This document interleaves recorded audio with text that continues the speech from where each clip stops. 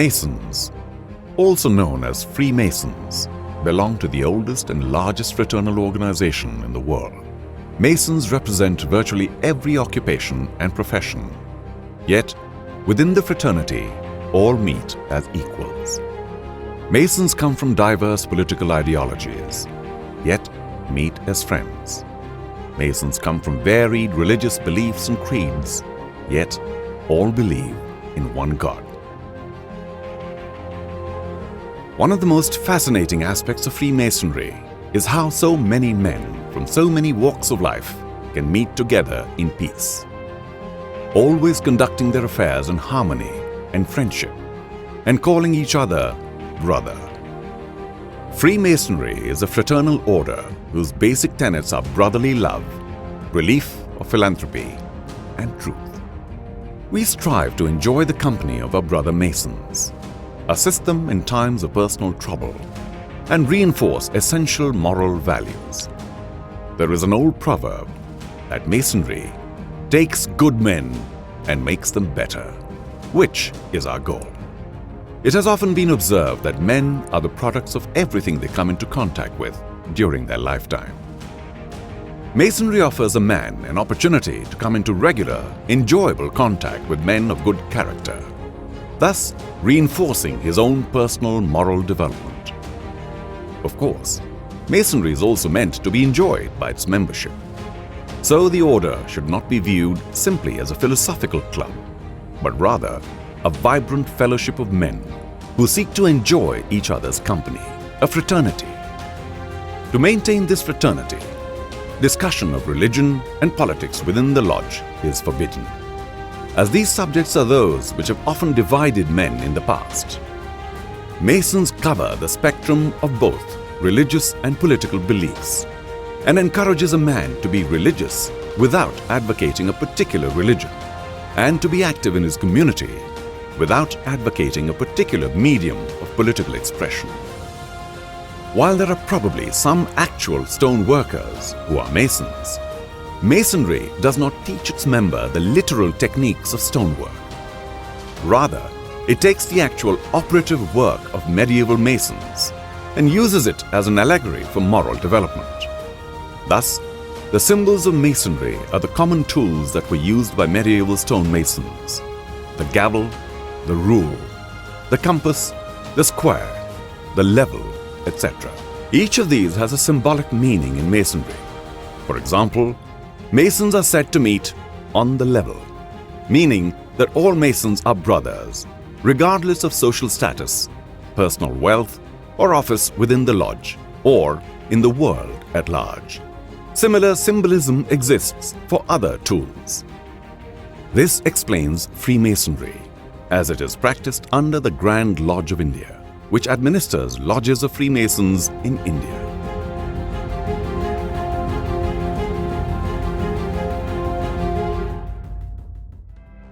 Tamil Nadu, which is probably the largest Masonic state in the country. It has more than 2,500 Masons, out of which Chennai itself has 2,500 Masons and 5,000 Masons in the whole of Tamil Nadu state. Chennai is probably the largest Masonic center in the country. Tamil Nadu, the largest Masonic state, and in the whole country. Just for the sake of statistics, there are about 22,000 Masons in the country, out of which 11,000 belong to the southern region, 5,500 or 6,000 belong to the northern region, and the rest is the other 4,000 is divided between the east and the west. So the southern region is in a way the dominant region in the country. And going on to Tamil Nadu, we have many members of the judiciary and the legal profession who have been members. In addition, if you go to the core, the center of Tamil Nadu, you will find the business community coming into the picture, where these are the active people in Tamil Nadu. Whereas in Hyderabad, it was the Nizams, the princely rulers earlier. And if you look at the number of regional grandmasters produced or a grandmasters produced, Tamil Nadu takes the cake.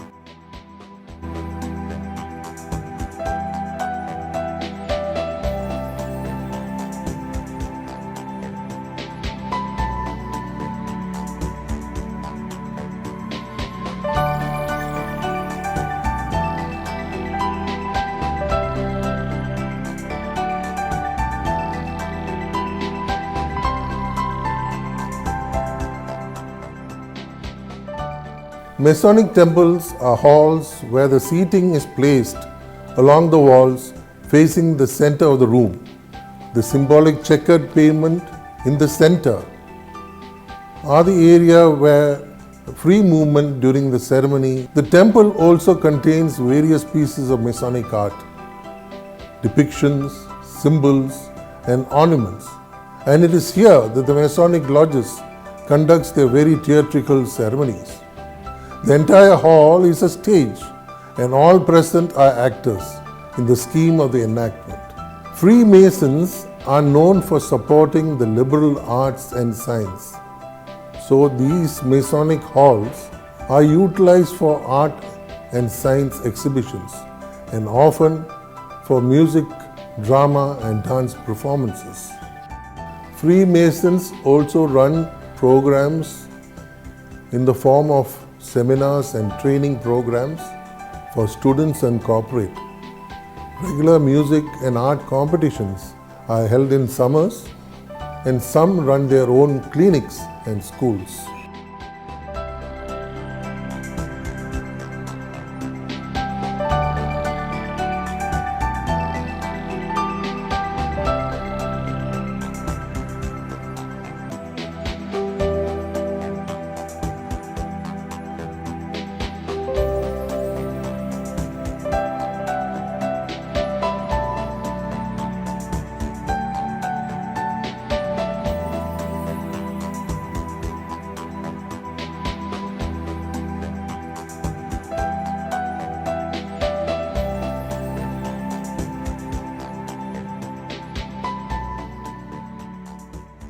The meetings are usually in two parts. As with any association or organization, we have certain administrative duties which we need to carry out.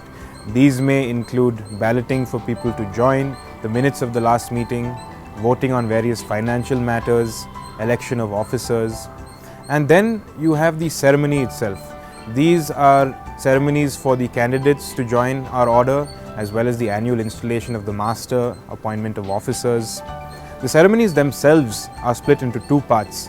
The first is usually a slightly dramatical enactment of various lessons taught in the craft, followed by a series of lectures which instruct the candidate on the duties he owes to life, to his neighbors, to God, and to himself.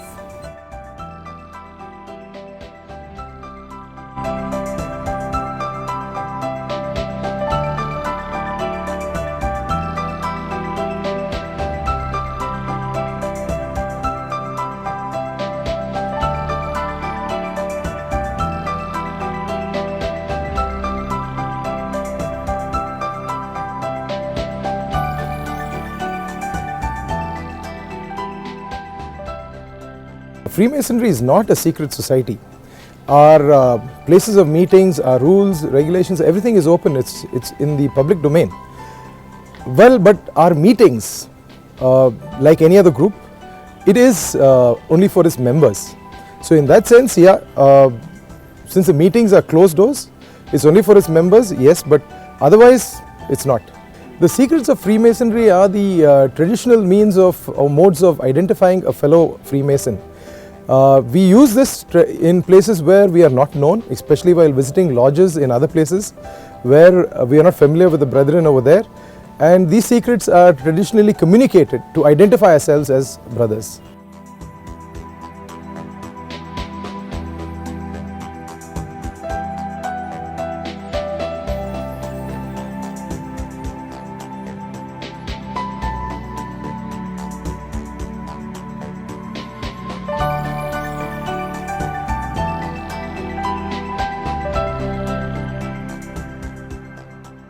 Freemasonry has been involved in charitable activities. Since its inception, Freemasonry has provided support not only for widows and orphans of Freemasons, but also for many others within the community. While some Masonic charities cater specifically but not exclusively for Masons or their dependents, others make significant grants to non-Masonic organizations. On a local level, lodges give substantial support to local activities.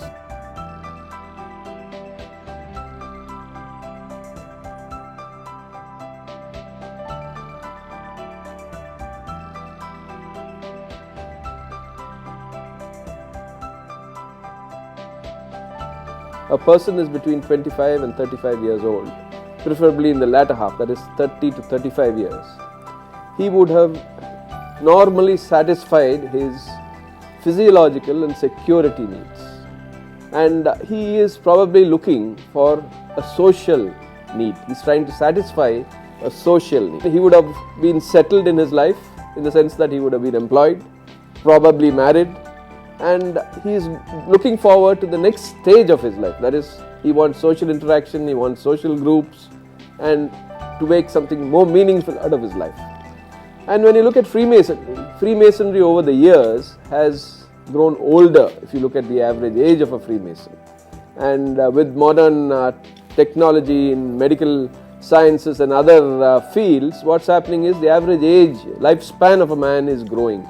So as a result of which, Freemasonry, the average age has been growing. It went to beyond 60, and slowly over the past few years, with a conscious effort, we are trying to bring it down to below 50. I believe that the average age of a Freemason today in the southern region is about 50 to 53, whereas in the other regions or the country as a whole, it will be nearer 60. And what happens is, it's a win-win situation for both, in the sense that this is the age where, as I said a little earlier, that they would go in for some social activity. And here we find competitors in the nature of a Rotary Club or a Lions Club or other organizations. So we have to position ourselves in such a way as to attract these people.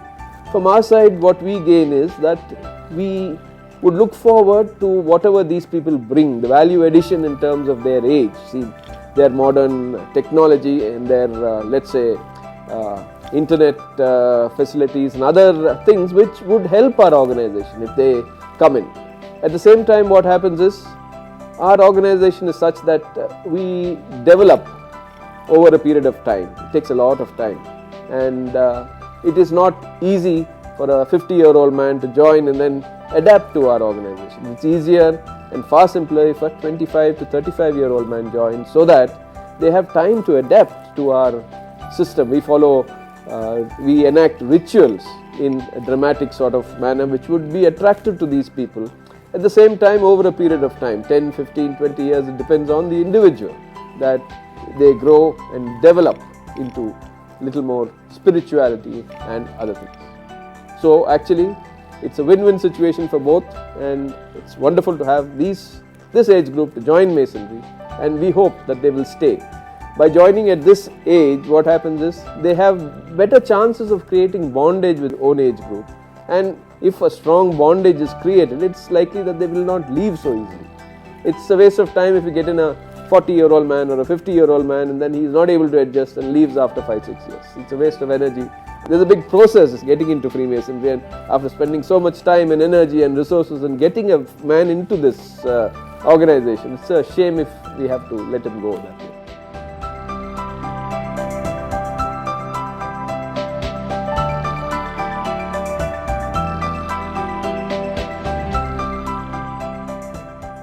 Kerala brethren, Masonry is a very serious business. They take it very seriously. They try to follow it to the core. They may be slightly slow, they may not have many initiations or that sort of activity, but they are very steady, their ritual is excellent, and it's a very small community, very few, people leave the organization, unlike in other states where people leave.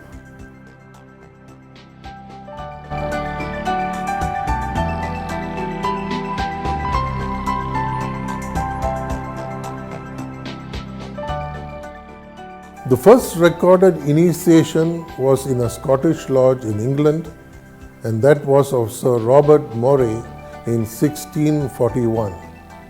The initiation took place in Lodge, Edinburgh, in St. Mary's Chapel.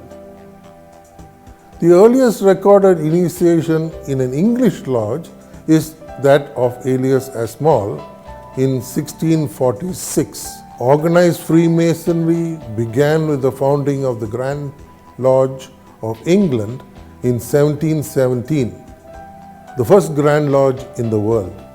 Ireland followed in 1725 and Scotland in 1736.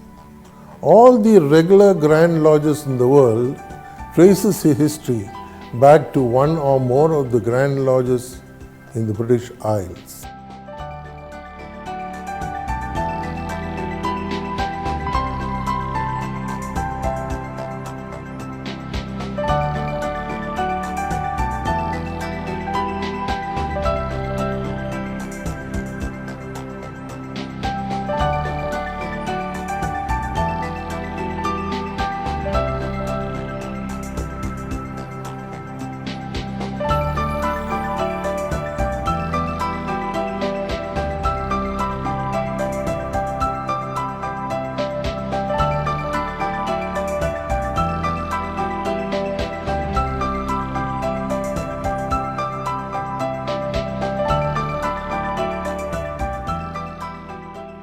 The ritual is a shared experience which binds us together. Its use of drama, allegory, and symbolism more firmly impresses the principles and teachings into the minds of the candidate than if they were just told to him or passed on to him in regular modern day language.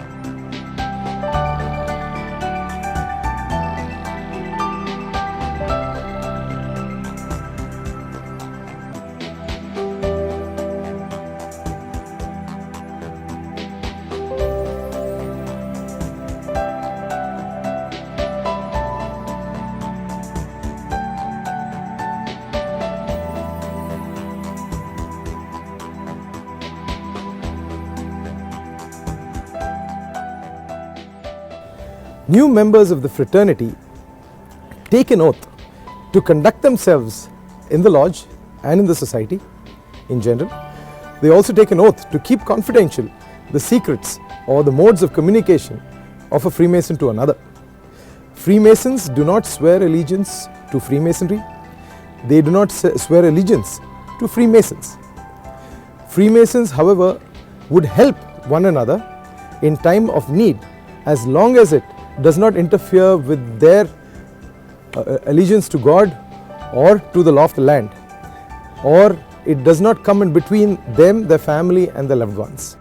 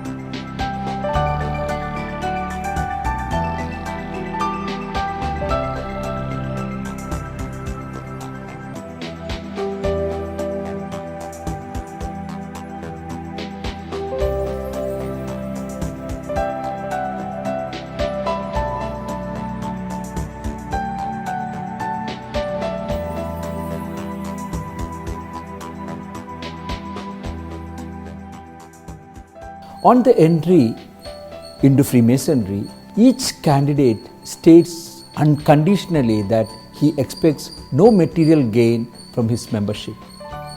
At various stages during the 3 ceremonies of his admission, and when he is presented with a certificate from the Grand Lodge that the admission ceremonies have been completed, he is forcefully reminded that attempts to gain preferment or material gain for himself or others is misuse of membership, which will not be tolerated.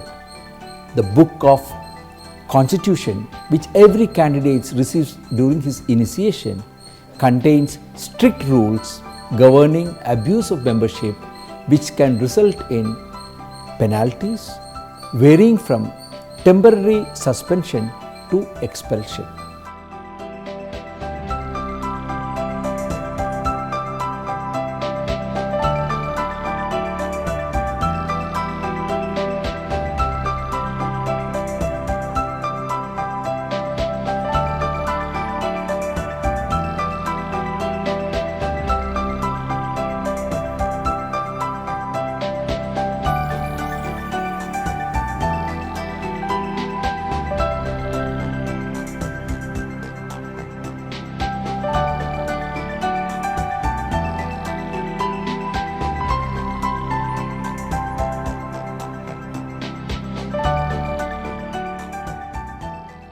It is true that in the various ceremonies that we have, the candidates do have to have their pant legs rolled up. And if you look at it on its own without any context, it does seem amusing. But as with everything in Freemasonry, there is a symbolism behind it.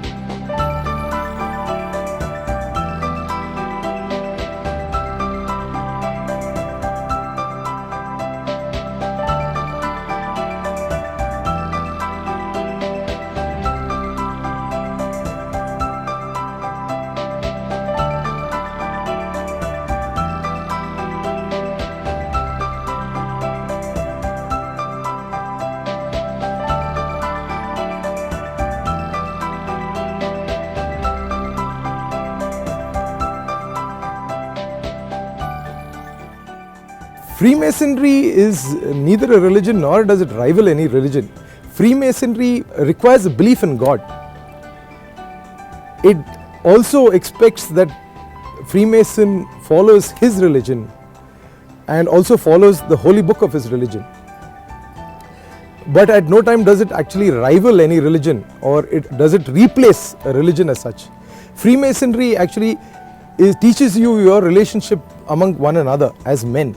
Unlike religion, which is more spiritual and a relationship between you and God as a supreme being.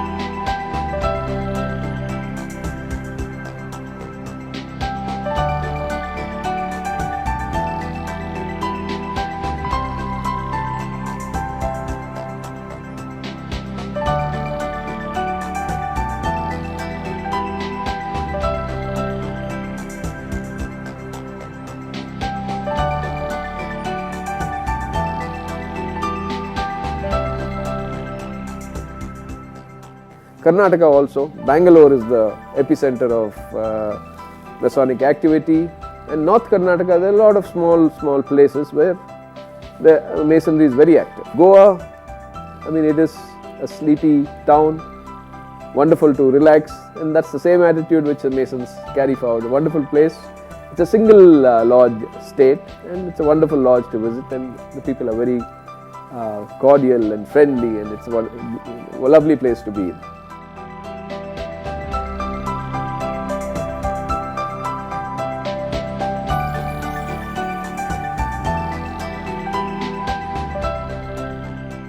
There are two main theories of origin According to one, the operative stonemasons who built the great cathedrals and castles had lodges in which they discussed trade affairs. They had simple initiation ceremonies, and as there were no city and guild certificates, due cards or trade union membership, they adopted secret signs and words to demonstrate that they were trained masons when they moved from site to site. In the 1600s, these operative lodges began to accept non-operatives as gentlemen masons. Gradually, these non-operatives took over the lodges and turned them from operative to free and accepted or speculative lodges. The other theory is that in the late 1500s and early 1600s, there was a group which was interested in the promotion of religious and political tolerance in an age of great intolerance, when difference of opinion on matters of religion and politics led to civil wars. In forming Freemasonry, they were trying to make better men and build a better world. As a means of teaching in those days was by allegory and symbols, they took the idea of building as a central allegory on which to form their system. The main source of allegory was the Bible, the contents of which was known to everyone, even if they could not read. And the only building described in the Bible in detail was King Solomon's temple, which became the basis of the ritual. The old trade guilds provided them the basic administration: the master, the wardens, the treasurer, and the secretary. And the operative masons' tools provided them with a wealth of symbols and which they illustrated the moral teachings of Freemasonry.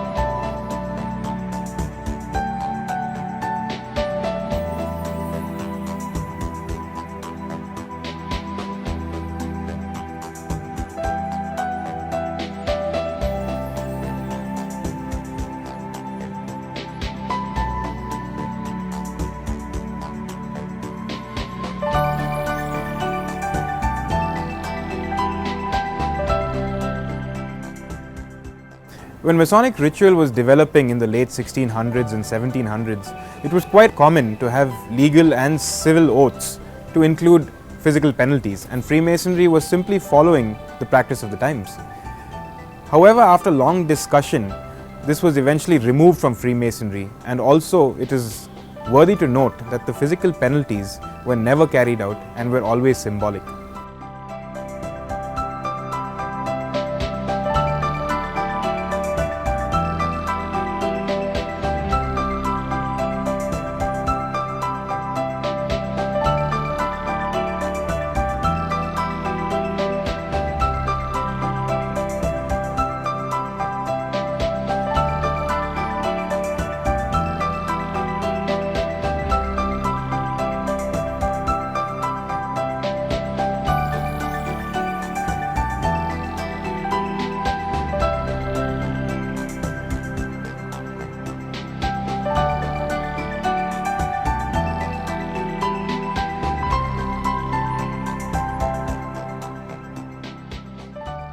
Many a time the rituals in Freemasonry are confused for religious liturgy, and that is the reason many churches have misunderstood the entire ritual of Freemasonry and have attacked Freemasonry, saying that it stands by itself as a religion.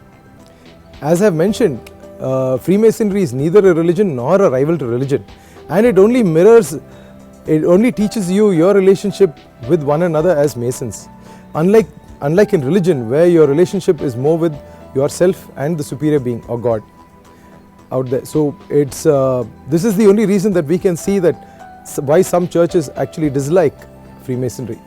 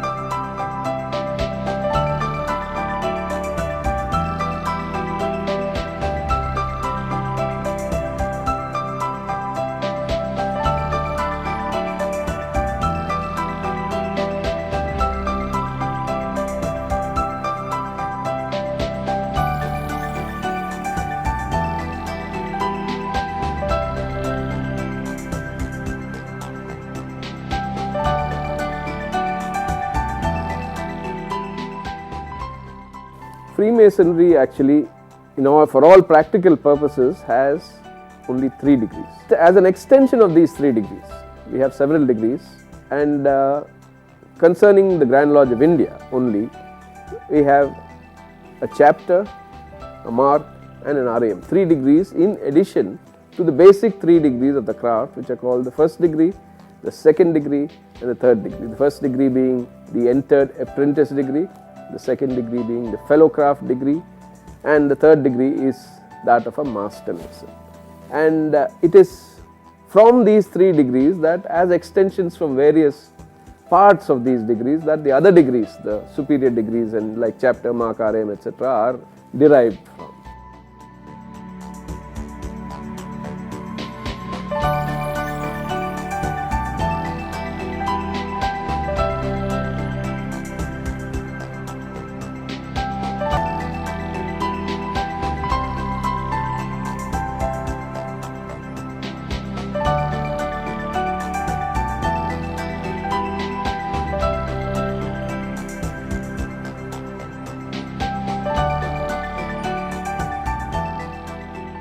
Andhra Pradesh has produced some leaders in Masonry, but by and large, it is a relatively, I won't say inactive, it is less active than the other states which you find. Telangana, it should be Hyderabad. Hyderabad is I think you have some 18 lodges, out of which 17 are from Hyderabad and Secunderabad. Similarly, in Bangalore, it's the southern part of Karnataka. Bangalore is very active. Now you've got almost 15-16 lodges, and this is the way it is. When you talk of eminent Freemasons, I cannot restrict myself to any state. So I can tell you that, for example, Rajagopalachari, he was the secretary of Lodge Salem for donkey's years. And you say Motilal Nehru, Vivekananda, Swami Vivekananda, all these are eminent Masons. Fakhruddin Ali Ahmed, then that's it. Whereas in America, if you look at it, you find that I think out of 18, I'm not sure of the figure, but about 18 presidents of the United States were Freemasons. Many buildings, including the Masonic Empire State Building, this White House, etc., are built on Masonic principles. Now, each state has its own distinctive characteristics. Like, for example, you take Telangana, the latest state to be formed. Actually, if you look at Telangana, the erstwhile consolidated Andhra Pradesh state, we find that in Telangana there is only 2 centers. One is Hyderabad, Secunderabad being included in that, and of course Warangal. Warangal is a very dormant sort of center. So if you take Hyderabad and Secunderabad, you will find that there are 5 lodges within the first 50 lodges of the whole country. Which means that at that time, when Freemasonry came into India, Hyderabad was probably the most active Masonic center in the country. 5 lodges within the first 50. And what happens is, we are told that monarchs themselves have been promoters of our art. And this is very true in Hyderabad. For example, all the Nizams, their descendants were all Masons, and at that time it was the princely state of Hyderabad, and that is why probably Hyderabad was the most active center in the country.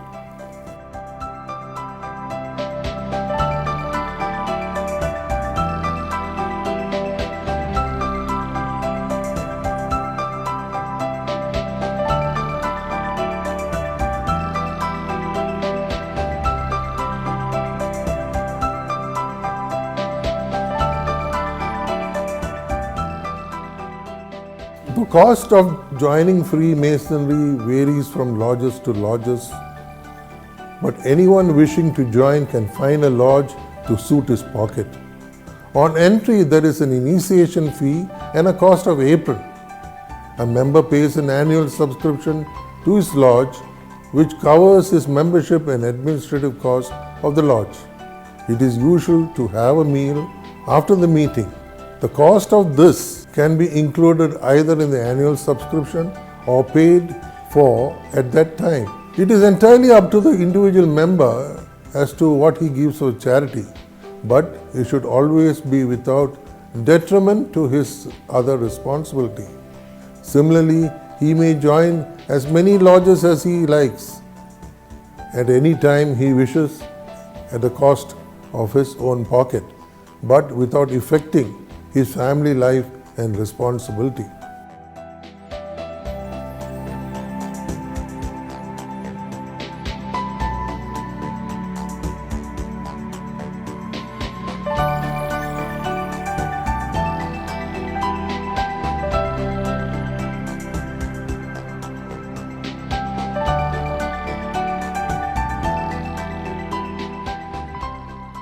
Freemasonry embraces all men who believe in God. Our membership includes Christians, Jews, Hindus, Sikhs, Muslims, Parsis, and various other religions. The use of a description such as the Great Architect prevents disharmony. The Great Architect is not a specific Masonic god or an attempt to combine all gods into one. Thus, men of different religion praying together can do so without any offense being given to anybody.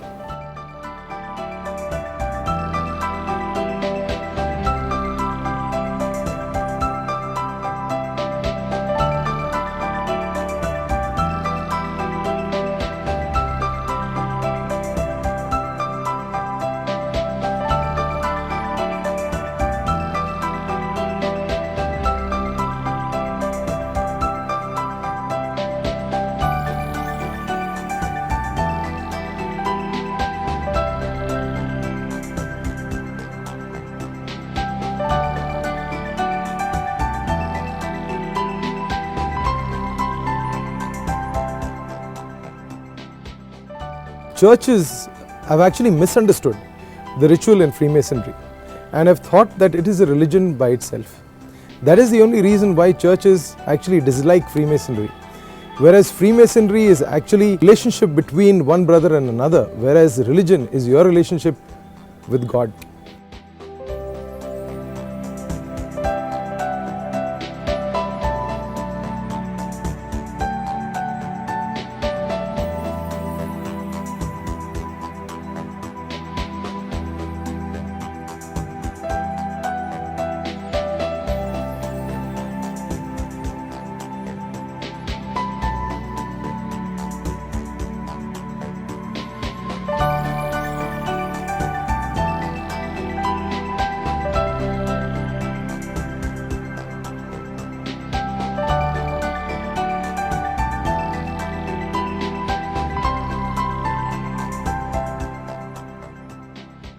During my early years in Rotary, I had the pleasure of meeting some unique personalities who were both Freemason and Rotarian. This was embedded in my mind that I should inquire more regarding the organization. Fortunate, some shared its philosophy, others gave the standard lines of their oath in secrecy. It got better of me and my curiosity, and this was finally recognized by a business associate of mine, a Freemason, who disclosed that he would propose me to this marvelous order.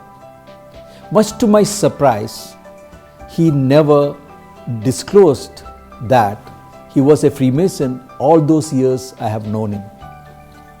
In life, we try to be better ourselves, and with a busy schedule, an opportunity to be a part of this beautiful order is rare. The Freemasons I have met over the years have shared their knowledge, experience that I shall cherish forever.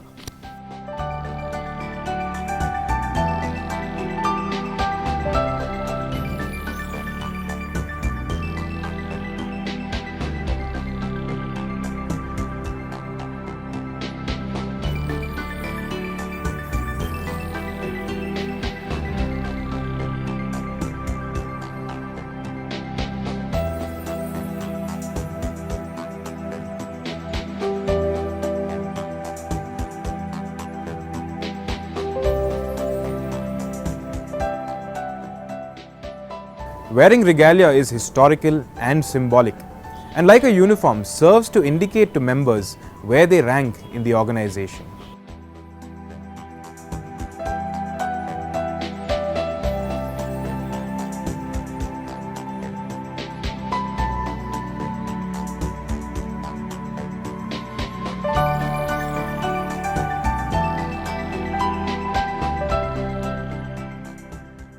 Catholics are members of Freemasonry. There are many Catholics who are members of Freemasonry, and the church basically has confused the rituals which Freemasonry has as a direct competition to a religion, and hence probably the church is not for Freemasonry as such, but Freemasonry accepts people of all faith, including Catholics, as long as you believe in God, and Freemasonry advocates that you follow your religion. So there's no reason why Freemasonry will not accept Catholics.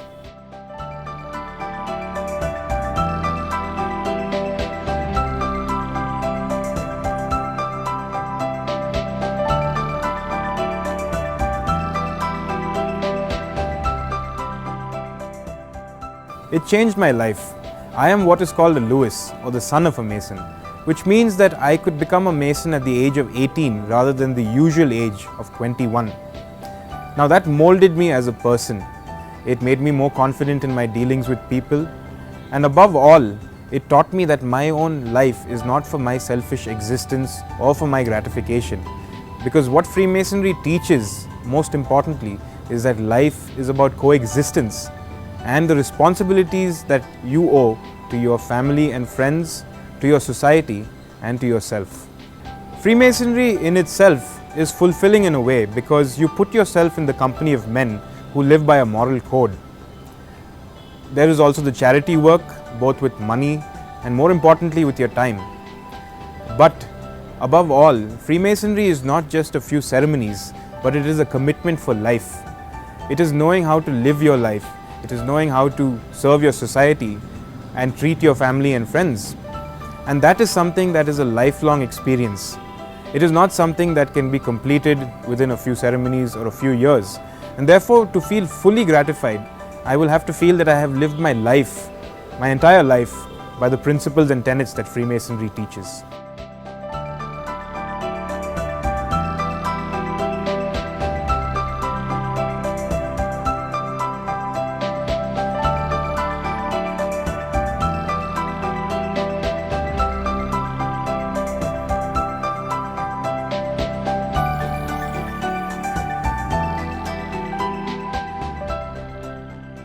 I have found that Masonic administration, paperwork, and that sort of thing was very bureaucratic and archaic and things like that. So I tried to cut it short. See, the job of a secretary of a lodge, or a secretary of the regional Grand Lodge, or of the Grand Lodge of India, it's a very tedious job. Lot of paperwork, procedure, and it's a full-time job. To reduce that, what I thought is we should go into e-governance mode. And we made a good start, and I think we would have reached, I would estimate, maybe 50% of the way. We are 50% of the way through.